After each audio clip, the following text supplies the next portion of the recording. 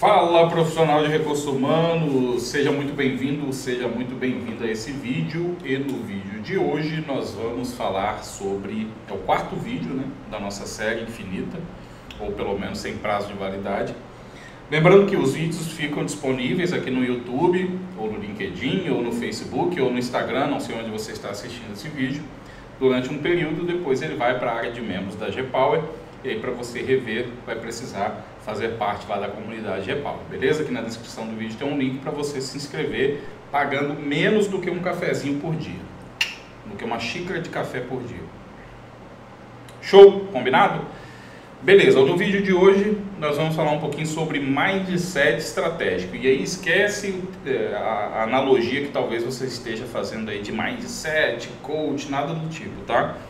Aqui nós vamos falar da forma de pensar estratégica e por que você tem que reprogramar o seu cérebro, a sua cabeça, a sua mente para pensar de maneira estratégica como um profissional de RH. É isso que nós vamos tratar aqui hoje, beleza? Então vamos lá. O que eu tenho acompanhado no mercado de fenômeno, de evolução do mercado e principalmente do comportamento dos profissionais de recursos humanos? É que a grande maioria dos profissionais de RH não atuam de maneira estratégica.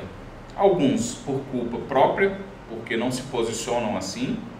Outros por, às vezes, não terem a liberdade para atuar dessa maneira na organização. E aí tudo bem, beleza, você pode ter um posicionamento estratégico, você pode ter uma mente estratégica, mas às vezes não tem a liberdade de atuar de maneira estratégica na organização, de maneira plena.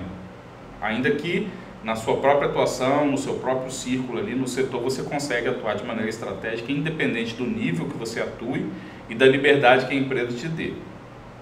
Então vamos pensar aqui qual seria, vamos dizer assim, alguns dos pilares para você ter uma atuação mais estratégica.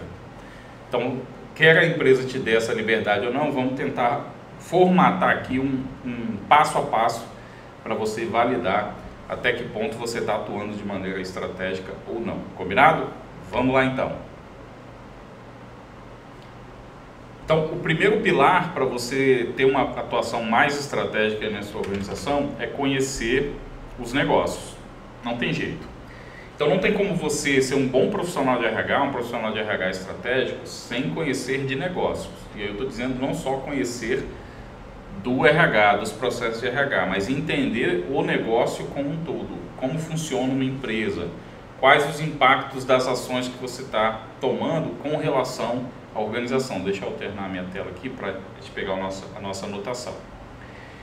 Então, quando você vai atuar no RH, você tem que entender que você está ali como um profissional de RH com o objetivo de ajudar a organização a produzir resultados.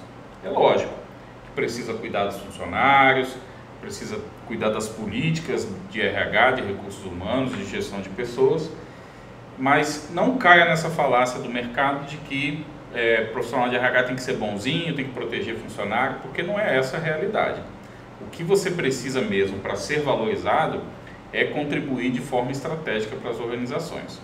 E aí você pode sim criar programas, criar projetos em prol dos funcionários, mas primeiro você tem que estar com o arroz e o feijão sendo bem feito, porque senão você vai estar, na verdade, onerando a empresa com políticas, com projetos que não vão trazer resultado. E aí, consequentemente, você vai deixar de contribuir para o sucesso estratégico da organização, para a atuação estratégica.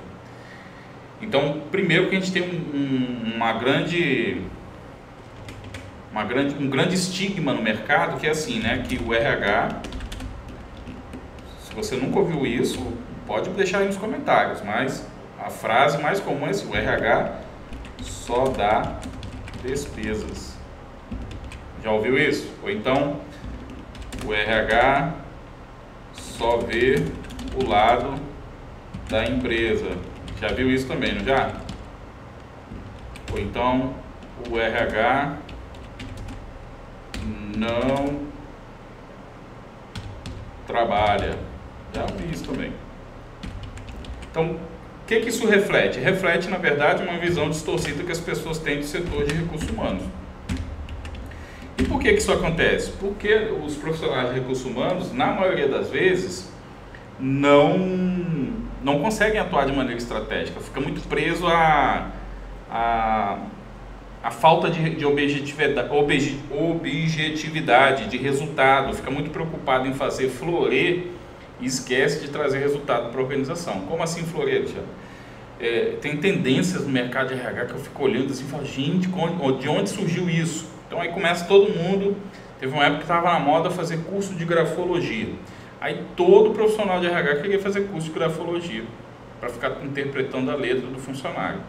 Aí imagina uma empresa que tem que contratar, sei lá, com turnover alto aí, 200, 300 funcionários, tem que ficar olhando letra de cada um, interpretando letra de cada um. Não faz sentido, gente, não faz.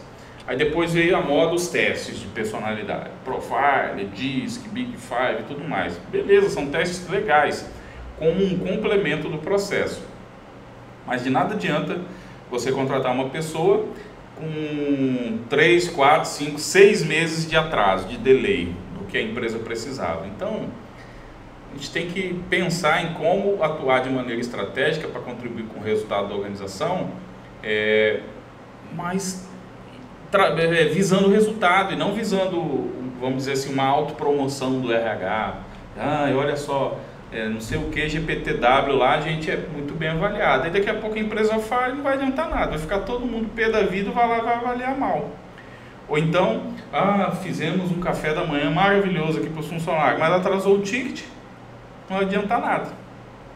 Ou então, demos um treinamento pirotécnico aqui para todos os colaboradores, mas a folha está errada, descontou o vale transporte de quem não devia, não pagou o salário família daquele operário, não adianta nada. Então, faz o arrozinho com feijão, faz bem feito, bem temperadinho, isso já vai te trazer um baita de um valor. E aí, pensa que você precisa entender como a sua contribuição está sendo utilizada na empresa. Então, pensando nisso aqui que a gente falou, você tem que entender o core da sua empresa, da empresa que você atua.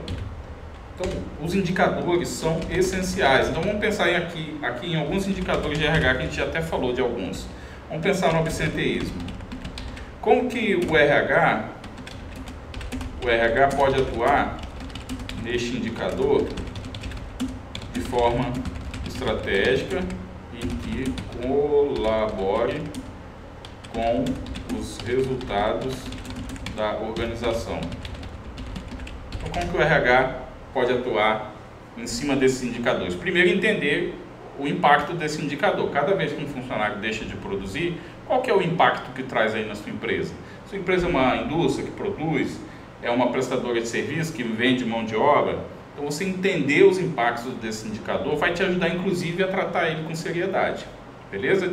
Não sabe como calcular? A gente tem um vídeo que a gente gravou, acho que foi o primeiro, se eu não me engano, dessa série de vídeos, que a gente fala justamente sobre o absenteísmo. Então, acessa lá a G-Power, a comunidade G-Power, vê lá que eu fiz um aulão de cálculo, de regras. Então, assim, tá perfeito para você que precisa ter uma atuação mais estratégica no RH. Outro, turnover, também já falamos aqui. Como que ele impacta? Quanto eu estou gastando em reposição de mão de obra?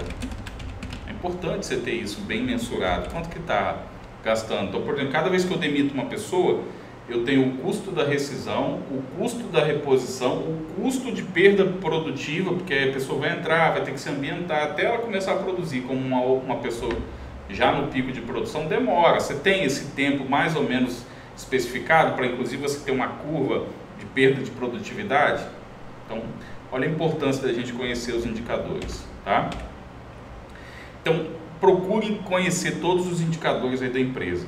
Outra falácia que a gente vê no mercado com relação a indicadores é que minha empresa vai praticar People Analytics, eu quero prever quantos funcionários vão ser demitidos, quero fazer uma análise preditiva, quero fazer uma análise prescritiva. Faz o arroz com feijão, depois que estiver pronto, aí você faz essas outras coisas, tá? Calcula aí o seu headcount, o seu turnover, seu absenteísmo, suas horas extras, suas cotas a serem atendidas de PCTs, aprendizes. Aí você vai maturando esses indicadores, vai monitorando a mudança que eles vão sofrendo com a sua gestão. Isso por si só já vai te dar um mindset assim, estratégico do caramba, vai te botar na vitrine da empresa e você vai alcançar valorização em pouco tempo, pode ter certeza, beleza? Outro pilar de uma atuação estratégica é pensar como dono. Em que sentido? Você pegaria, porque é uma pergunta para você responder para você mesmo, é uma pergunta de retórica. Então assim, pergunte-se: eu investiria R$1 para receber de volta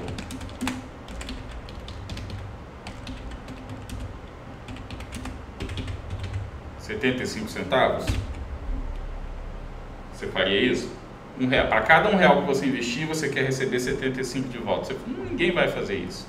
Então, a premissa básica é: se eu estou investindo R$1, eu quero um retorno maior que R$1, correto? No caso das empresas, dependendo do segmento, esse retorno vai estar na ordem, assim, por baixo, vamos dizer assim, na parte de serviço, uma média aí, sei lá, de 10 a 25%, dependendo do serviço. A não ser se for consultoria, desenvolvimento de software, essa margem sobe um pouquinho. Significa o quê? Para cada R$1 investido pela organização, ela tem que ter um retorno líquido de 10 centavos ou 25 centavos, essa margem. Então, como que o RH está contribuindo para isso? Então, você tem que se posicionar estrategicamente. Como que você pode contribuir para isso?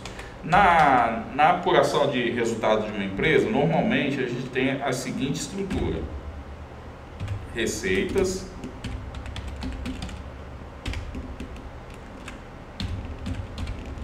despesas,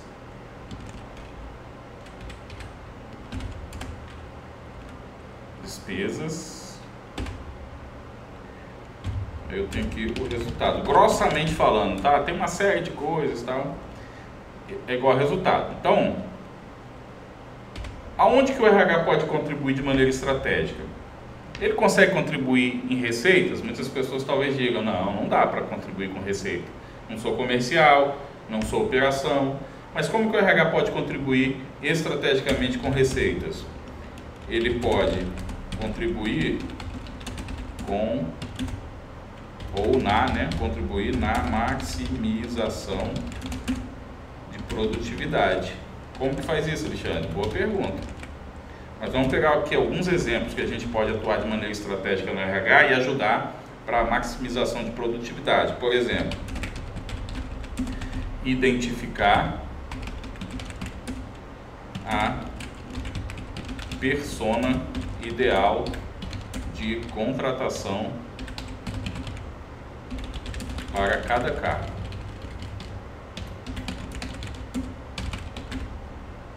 Então, digamos que você fez lá um trabalho de análise de dados, um projeto de People Analytics, chegou à conclusão que para a função X, o cargo de pintor tem que ser uma pessoa assim, com esse perfil, com X experiência, com esse conhecimento, com esse outro. Define essa persona ideal para cada cargo e alimenta o seu processo de recrutamento e seleção com essas informações. Isso por si só vai reduzir o turnover, vai ajudar a reduzir o turnover e vai te ajudar inclusive a entender assim: se eu colocar um senhor de 58 anos para pintar e colocar um jovem de 20 anos, qual que tem um desempenho melhor? Você precisa saber isso, tem que ter essa produtividade aferida, tem que tentar chegar nesse nível. E não é tão difícil, porque se você pega aí na sua empresa e tem ali a produtividade dos funcionários e você desenvolve ali uma análise a partir da faixa etária, você consegue ter um indicador de produtividade de 19 a 30 anos, de 31 a 40 e assim por diante. Então você consegue ter essas informações sem tanto esforço.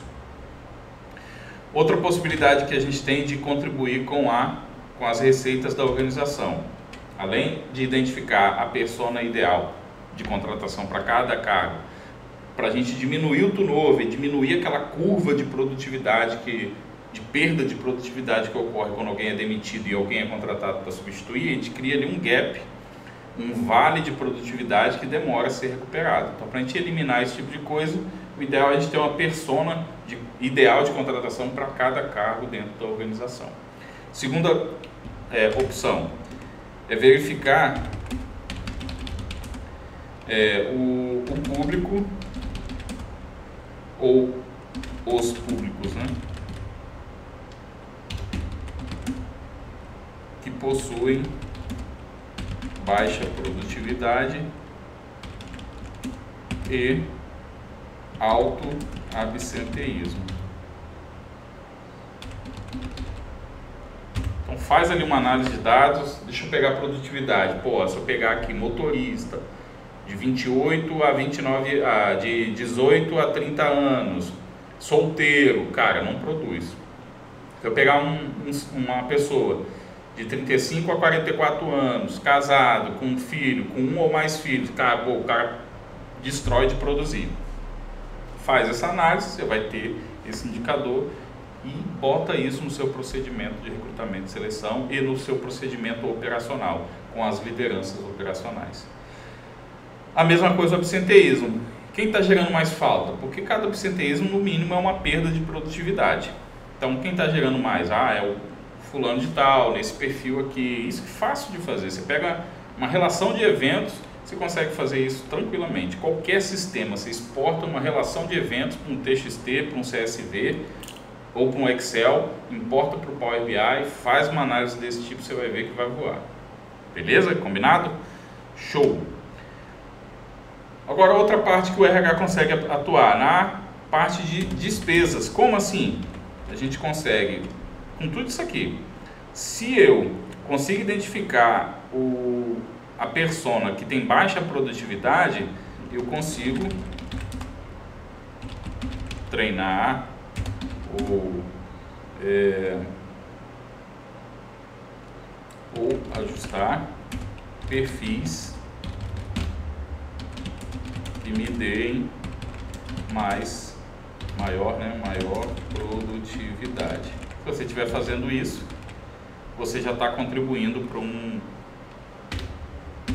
uma redução de custo.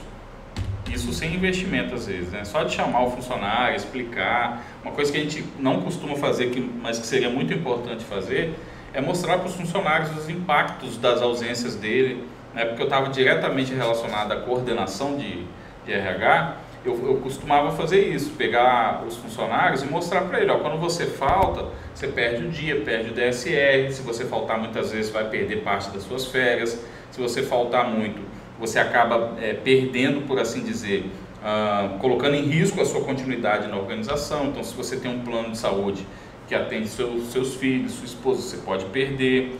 Então, tenta elencar aí quais são as vantagens que ele tem em ser um funcionário assíduo, em ter um bom histórico dentro da organização e mostra para ele. Mostra para o funcionário periodicamente, usa CIPAT, algum evento que vocês tenham e usa para mostrar isso para eles. Uma premissa muito forte que eu carrego é que quando a pessoa percebe que ela está sendo monitorada, ela tende a se policiar mais. Então, quando o funcionário vê que estão prestando atenção nele, ele não vai querer ficar na vitrine. Então, ele vai buscar corrigir os erros, pedir ajuda, tomar uma atitude. A grande maioria deles vão acabar fazendo isso. Outra maneira, não inventar moda. Como assim, Alexandre, não inventar moda? Para com a mania de inventar gastos inventar gastos sem previsão de ROI, que é o retorno sobre o investimento. Então, evite coisas como aniversariante do mês. Poxa, não vamos fazer isso? Pode fazer, mas, cara, para avaliar se está trazendo algum resultado produtivo. Porque na maioria das vezes, sabe o que acontece nesse tipo de situação? Você cria um ambiente perfeito para fofoquinha, panelinha, infelizmente, tá? É o que acontece. Então, você quer fazer alguma coisa produtiva para os seus funcionários realmente? Pega o dinheiro que você ia gastar com esse negócio de aniversariante do mês e sorteia de repente um final de semana em um parque aquático para os funcionários que não faltaram. Entre os funcionários que não faltaram, pega essa verba aí do aniversariante do mês, paga um final de semana para ele, para a esposa num chalé, para os filhos num parque aquático, uma vez por ano. Vai ter muito mais sucesso do que ficar botando todo mundo numa sala, muitas vezes sem uma gestão, sem um controle, perdendo produtividade, porque às vezes você marca isso 2 horas da tarde, o pessoal 1h30 já parou de trabalhar, porque está todo mundo pensando no lanche, pensando na fofoca, em como que vai zoar a pessoa e coisa do tipo. Então começa a priorizar aquilo que realmente é importante. Não cai nessa falácia de mercado não, pelo amor de Deus. É por isso que o RH é tão queimado, entendeu?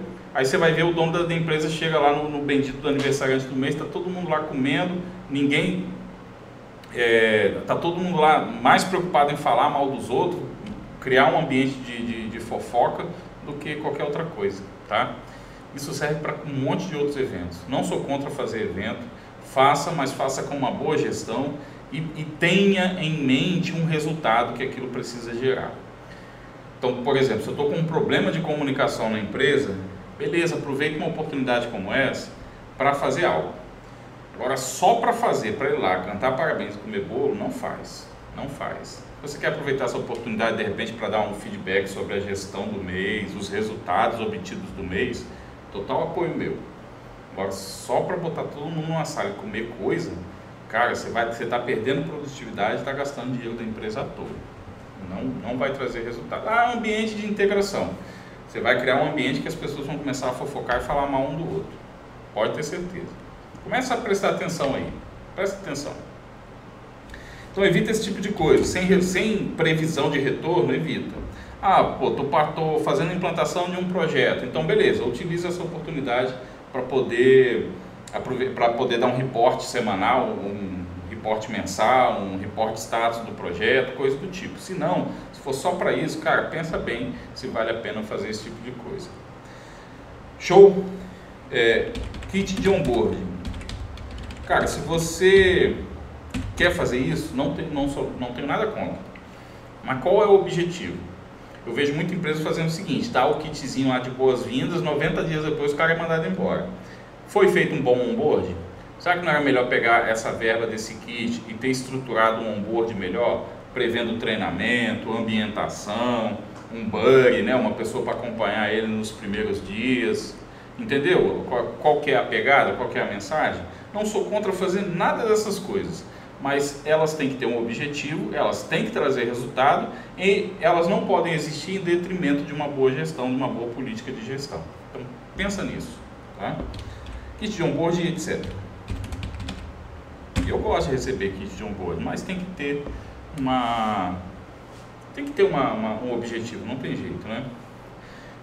Se nós fizermos isso, e resumidamente, se a gente conseguir ajudar a maximizar a receita e a reduzir despesas e custos, a gente está contribuindo para o resultado da organização e automaticamente nós estamos tendo uma atuação mais estratégica. Beleza? Esse é o segundo, perdão. Qual que é o terceiro pilar aí para você ter uma atuação mais estratégica? Saia do operacional, gente. Pelo amor de Deus, saia do operacional. Eu não aguento mais ficar vendo o profissional de RH reclamando da vida, falando que não é valorizado, que está sobrecarregado. Chega essa época agora de imposto de renda, só vê gente chorando, reclamando. Pelo amor de Deus, gente, com a inteligência artificial, com a automação que a gente tem hoje, com projetos de análise de dados que você pode montar para agilizar conferências. Poxa, ficar desse jeito é até um sacrilégio. Então saia do operacional. Como? Automatize tudo que você puder. Tudo. Pô, Alexandre, mas não sei mexer com ferramentas de automação. Começa pelo Outlook. Como assim, Alexandre? Vamos lá, todo mês, digamos que você, na sua rotina, e todo mês, você recebe um e-mail com relatório de horas extras a serem lançadas. Exemplo. Todo mês você recebe lá uma planilha com as horas extras, aí você recebe de, sei lá, 10 clientes, 20 clientes, 1000 clientes. Aí o que você tem que fazer? Ctrl+C, Ctrl+V, Ctrl+C, Ctrl+V, Gente, pelo amor de Deus, crie uma automação. Hoje, se você tem o Office 365 aí na sua empresa, você tem o Python. O Python não, perdão, você tem o Power Automate que te permite fazer isso. Não quer fazer com o Power Automate? Tem o Maker para poder fazer isso. Não quer fazer com o Maker? Tem o N8N, tem Python. Ah, mas eu vou ter que aprender Python. Cara, você vai no ChatGPT, pede ele um scriptzinho. Me ajuda a criar um script de Python para eu poder juntar em uma planilha vários arquivos. Cara, ele vai te dar, você consegue fazer em 20, 30 minutos. Mas quer fazer sem código, sem precisar mexer com código, usa o Make, Power Automate, outras ferramentas que tem aí, que você consegue fazer isso muito rápido, tá? Inclusive lá na área de membros da GPAL a gente tem trilha com Make, com Typebot, com N8N, então... E outra opção que você tem, por exemplo, você recebe um e-mail de horas extras, então use ferramentas para automatizar este processo de juntar todas as planilhas. Eu vou deixar aqui como sugestão make.com,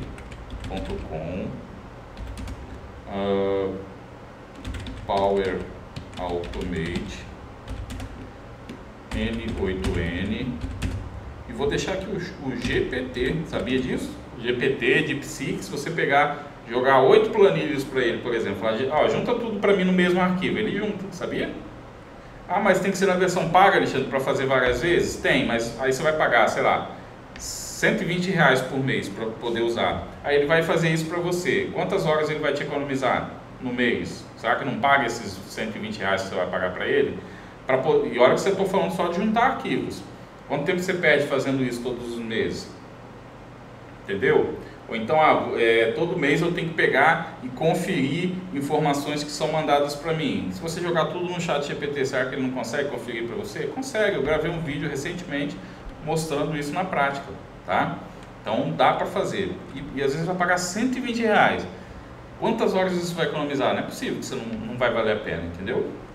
Então tem essas opções aqui para você automatizar esse tipo de processo, por exemplo. Recebe informações de vários locais, precisa botar num só. Dá para fazer assim. Ou use o Power Query do próprio Excel ou no Power BI para poder juntar essas informações. Tem um vídeo meu no canal lá do YouTube que eu mostro como fazer isso, tá? Automatize. Como eu falei aqui, automatize, use a IA, ou se você quiser, cria um aplicativo onde o usuário insira as informações e não precise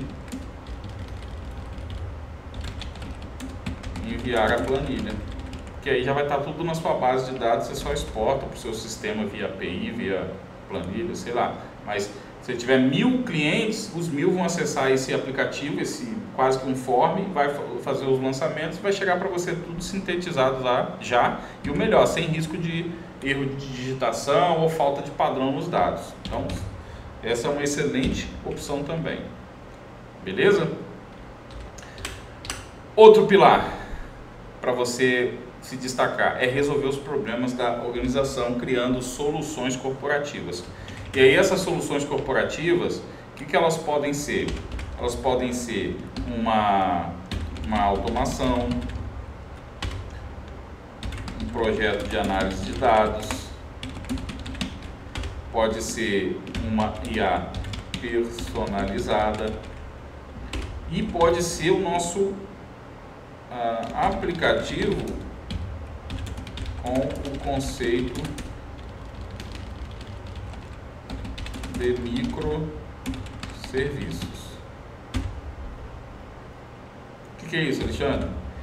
Você já foi num shopping, numa loja dessas de departamento para comprar um terno? Para homem ou para mulher, tanto faz. Você vai procurar lá uma numeração e torcer para que ela fique justa no seu corpo, fique legal, se adapte ao seu corpo. Na maioria das vezes, não fica perfeito. Ou fica curto, o braço fica longo demais, aqui fica a parte do tronco fica largo. Então, não é fácil achar esse tipo de coisa que é feito ali sob alguns padrões já pré-determinados. E achar um daquele que caiba na gente, que fique beleza na gente, não é fácil. Agora, se você for no alfaiate, ele vai medir todo, tirar todas as suas medidas, cortar o tecido de acordo, ver caimento, te chamar para testar, ó, vamos ver como é que ficou assim, como é que ficou assado, é ou não é? Quando você aprende a criar aplicativos com no-code, é isso. É como se você fosse um alfaiate para a empresa. Então, aí na sua empresa, de repente, você tem a seguinte demanda: os funcionários viajam e na volta vem com aquele monte de papelzinho, com aquelas notinhas, e aí você tem que fazer um reembolso de despesa na folha ou no financeiro. Aí você grampeia aquilo tudo, preenche no Excel, grampeia o Excel, entrega para alguém para assinar e tal. Se você sabe criar aplicativos no-code, você vai lá e cria isso no aplicativo no-code. Durante a viagem, o cara já pode ir fazendo essa prestação de conta. Quando ele voltar, já está pronto, já está lá no financeiro, de repente, para ele recuperar o dinheiro dele.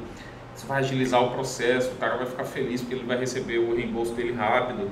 O financeiro vai ficar feliz porque tem todo ali o controle. Conforme o cara foi fazendo, ele foi acompanhando. E essa é uma opção. Outra, recrutamento e seleção. Você tem aí um gargalo no seu processo de recrutamento e seleção. Se você sabe criar aplicativos com no-code, cara, você vai criar um ATS perfeito para vocês, porque você já sabe a dor da sua empresa, quais as etapas, quais os processos. Você vai construir ele ali da maneira para atender a sua empresa perfeitamente. E depois você pode levar isso até para o mercado, com pequenos ajustes, tornar isso um produto que você possa vender no mercado. Então, olha as possibilidades que nós temos de atuar de maneira mais estratégica na organização. E aí, o que você tem que fazer para sair dessa mesmice, realmente ter uma atuação mais estratégica dentro do RH? Se qualificar. Estuda, pesquisa sobre esses assuntos. Primeira lição que eu falei: conheça todos os indicadores aí que são aplicáveis à sua empresa. Então, cara, trabalha numa empresa de serviço. Quais indicadores de RH seriam importantes aqui para a organização? Absenteísmo, porque a gente não pode perder a força de trabalho. Turnover também, tem um pico de produtividade que acaba se perdendo numa recontratação. Então, vai pensando nesses indicadores, cria um pool de indicadores. O que é um pool de indicadores? É uma lista com os indicadores, o período dele de análise, o setor responsável, o nível que ele pertence, tipo é estratégico, é operacional, é tático, e a regra de negócio que está aplicada na sua organização. Feito isso, você tem ali um manual para poder seguir para o cálculo desses seus indicadores e consegue mensurar eles através de um projeto de People Analytics com muito mais facilidade. Beleza? Identificou esses indicadores, começa a mensurar ele, começa a analisar até que ponto ele é prático ou não para a sua organização. Fez isso, apresenta para a sua liderança, para a sua gerência, para a sua diretoria e começa a mensurar o avanço ou o declínio do indicador, inclusive propondo soluções. Pô, nosso absenteísmo está aumentando. E se a gente pegasse o seguinte: o projeto que eu já fiz no passado deu certo. A empresa gastava cerca de 15, 16 mil de absenteísmo todo mês com faltas. Atestado. O atestado você perde 2 vezes, porque você tem que pagar para o funcionário e é descontado da sua força de trabalho, da sua produção. Se você vende hora homem, ou se você vende um produto acabado, provavelmente você teve que investir mais dinheiro para poder garantir ali a entrega. Então, a gente fez o seguinte projeto: gastava 16, nós fizemos o seguinte, se a gente reduzir isso em 50%, metade do que foi economizado a gente vai retornar para os funcionários através de brindes. Aí fazia um sorteio, dava um micro-ondas, dava uma ferramenta, uma cesta uma cesta, não uma cesta básica, mas uma cesta para as esposas dos funcionários, sortear entre eles. Então gerou um engajamento legal para a galera, porque eles começaram a perceber que não só quando eles faltavam, mas quando o colega faltava também, isso trazia um prejuízo. Então eles mesmos começaram a questionar: pô, fulano tá faltando, hein? E começaram a ter aquela coisa assim: pô, fulano não falta não, cara, só sair do sorteio, pô, que legal que eu ganhei, olha aqui, pô, mês passado eu ganhei um micro-ondas, fulano ganhou uma bicicleta e tal.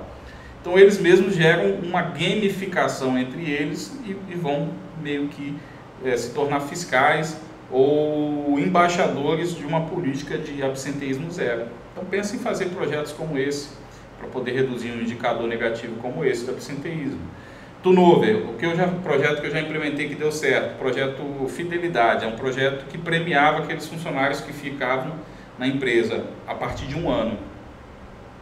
Então, a partir de um ano que o cara estava na empresa, ele ganhava um percentual do salário dele num pacote de benefício, alimentação, plano de saúde, bolsa de estudos, coisas do tipo, como benefício, um percentual do salário dele. De 1 ano até 2 anos, X, de 2 a 3, Y e assim por diante até ele chegar numa curva de 5 anos. A gente conseguiu praticamente zerar o turnover na época do setor administrativo desse grupo com essa política.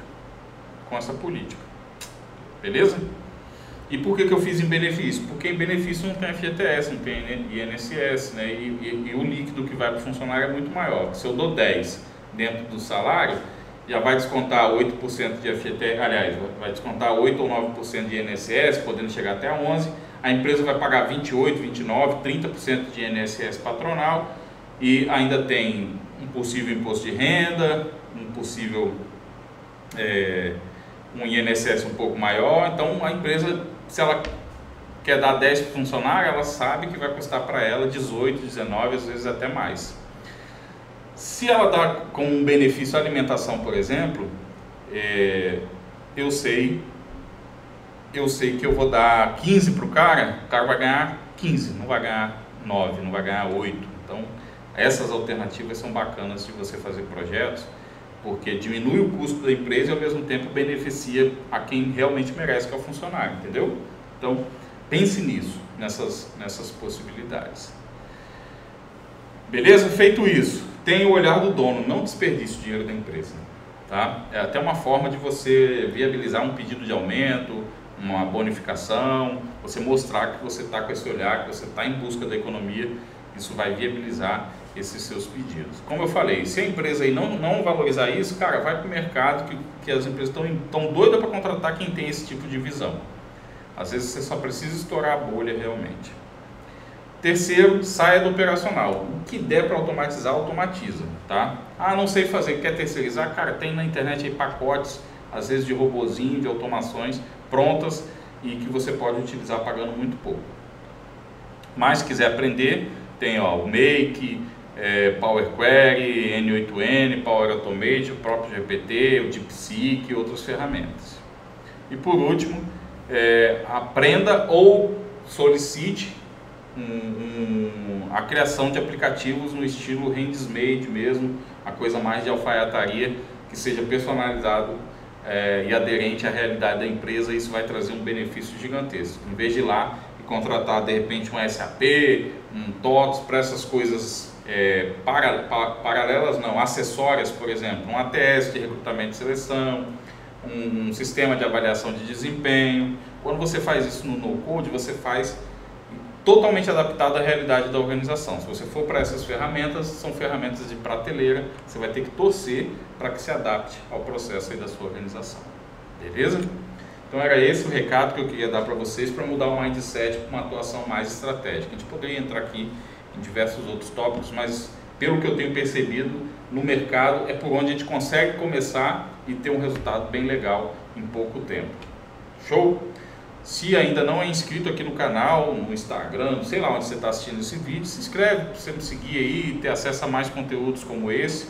Compartilhe com outros profissionais de RH que você sabe que precisam desse tipo de conteúdo.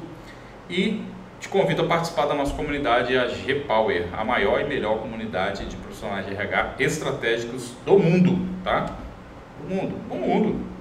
Pode pesquisar aí. Beleza? Combinado então?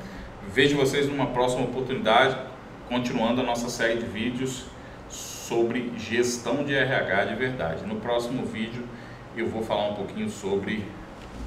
Deixa eu já botar aqui, ó, vou dar spoiler. Deixa eu copiar esse prefácio aqui. Nós já falamos de 2 indicadores muito importantes, já falamos de inteligência artificial, falei do mindset estratégico. Então no próximo eu vou falar sobre automações para RH. Vejo vocês no vídeo número 5. Até lá!